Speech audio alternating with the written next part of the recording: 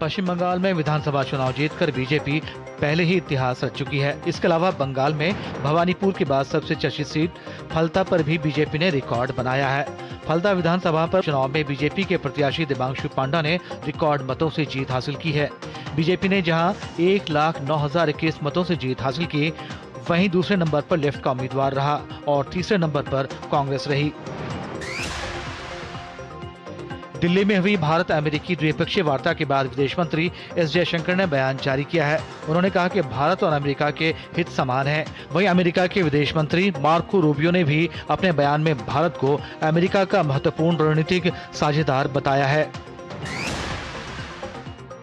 पश्चिम बंगाल में भाजपा की सरकार बनते ही जनहित में एक के बाद एक बड़े फैसले लिए जा रहे हैं। अब पश्चिम बंगाल सरकार का एक और बड़ा निर्देश जारी हुआ है, जिसमें अवैध रूप से रह रहे बांग्लादेशी और रोहिंग्या नागरिकों के लिए होल्डिंग सेंटर बनाए जाएंगे। इतना ही नहीं बल्कि गृह मंत्रालय की गाइडलाइन के आधार पर कार्रवाई का निर्देश भी दिया गया है।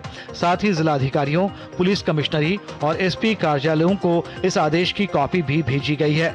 राज्य में घुसपैठ रोकने के मद्देनजर सीएम शुभेंदु अधिकारी ने बड़ा एक्शन लेते हुए फेंसिंग को लेकर जमीन सर्वे के काम में भी तेजी से काम के आदेश दिए हैं।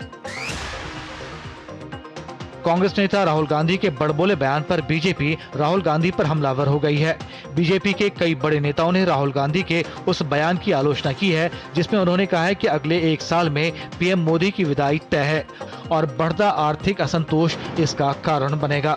भाजपा के राष्ट्रीय प्रवक्ता और सांसद डॉक्टर संबित पात्रा ने राहुल गांधी के इस बयान को देश विरोधी बताया और कहा कि राहुल गांधी दंगे कराकर और अराजकता पैदा करके सरकार गिराने की कोशिश कर रहे हैं।